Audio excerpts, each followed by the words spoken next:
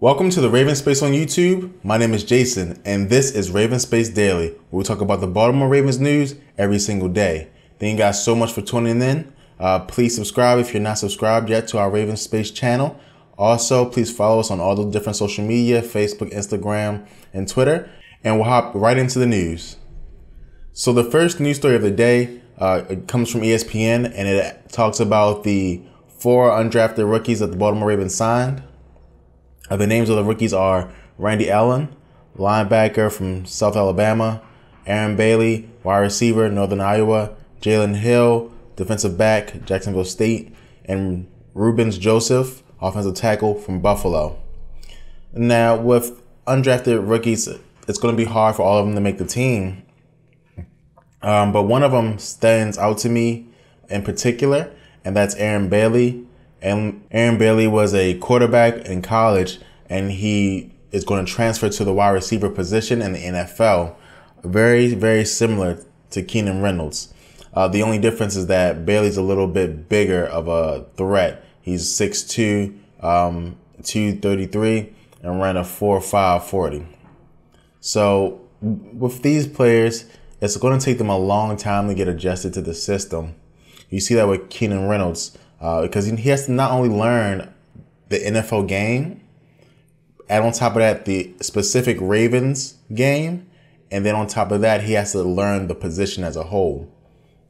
And also, receiver is the hardest position to transfer to in the NFL, because you have to have so many things. As not only do you have to have the raw physical talent, you have to have the route running, the ability to catch the ball, the ability to fight at the highest level. And, when I say that, that's why you see so many busts in the NFL draft for receivers, right? For example, Ozzie Newsome has never drafted a Pro Bowl receiver. It's hard. It's the hardest position to draft because you just don't know how they'll translate to the NFL. And to go from quarterback to receiver in the NFL is super tough. So we'll see. There's some good news for him is that Terrell Pryor has done it, right? He did do it. So maybe Aaron Bailey could be the next guy to do it.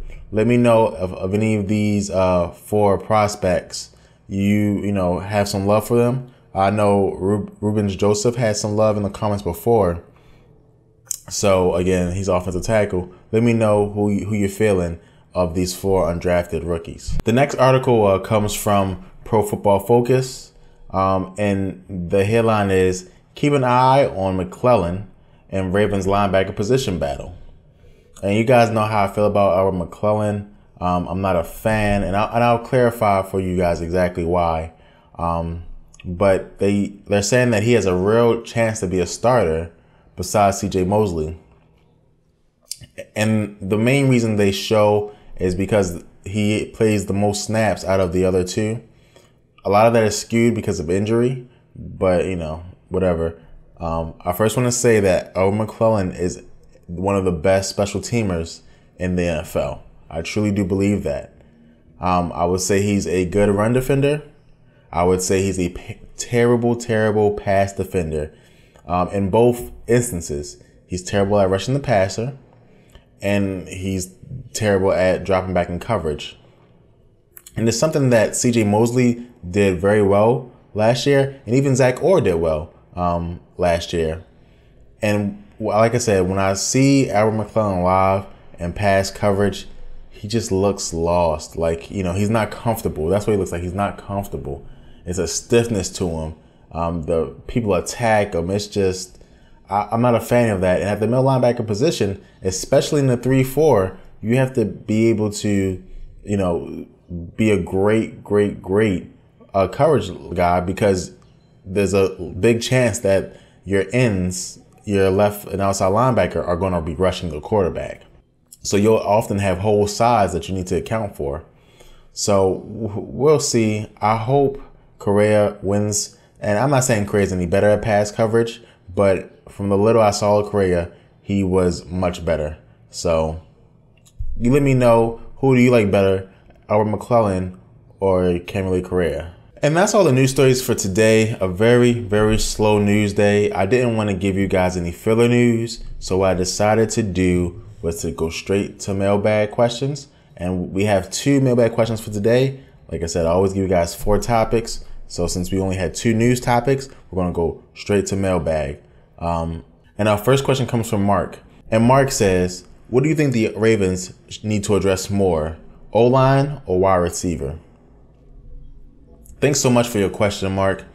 I think it's clear to me it's offensive line. Again, we can just start that. I'm not a big fan of Mike Wallace, but Mike Wallace is an NFL starter, right? He's, we know for sure he's an NFL starter. That's his ceiling, right?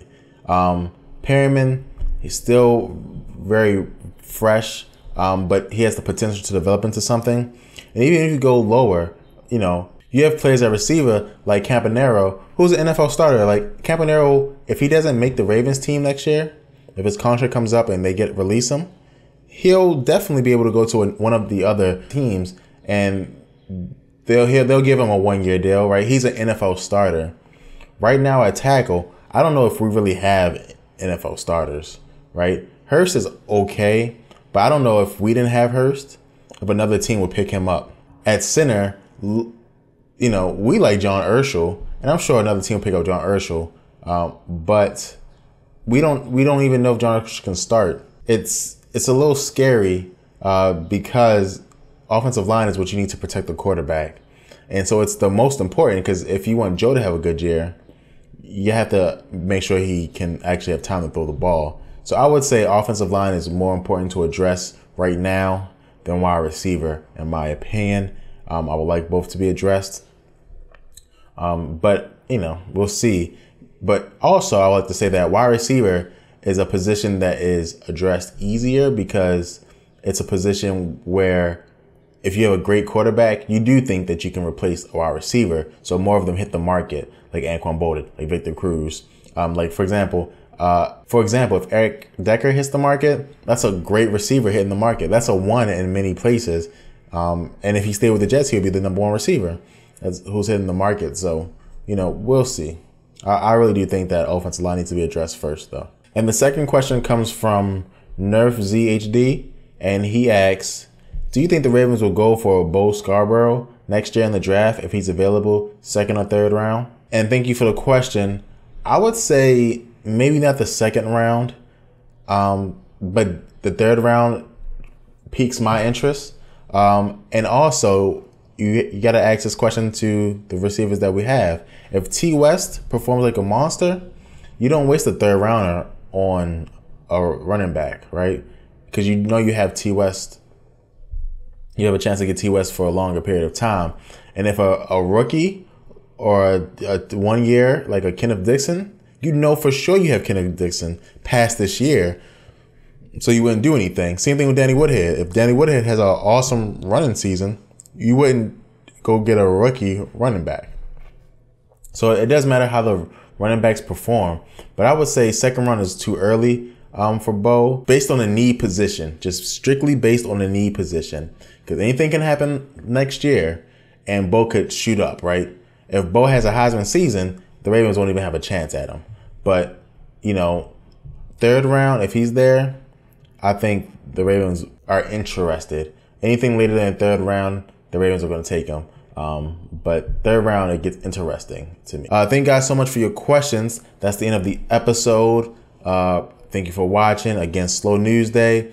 But, we talked about what we could talk about, and I got to answer some questions. So I appreciate it. Again, please subscribe to TheRavensSpace on YouTube if you're not subscribed. Also, please follow TheRavensSpace on the different social medias. We post things there, news stories, quotes, and different things like that you can only get there. So again, please subscribe to our Facebook, Instagram, and Twitter. And always stay in the Baltimore Ravens know. Thank you guys so much, and go Ravens.